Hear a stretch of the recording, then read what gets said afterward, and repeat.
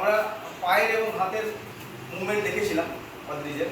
এইবার দেখবো পা এবং হাতের মুভমেন্টকে একসঙ্গে কম্বাইন করে বা কম্বিনেশন করে কিছু কার্যকলাপ বা ক্রিয়াকলাপ। তুমি কোনো একটা কাতা, এটাকে বলা হয় কাতা, হাতের এবং পায়ের কম্বিনেশনকে একসঙ্গে মিলিয়ে কিছু করাকে বলা হয় কাতা। তো দেখা যায় একটা কাতাও দেখাবে আমাদেরকে, দেখি।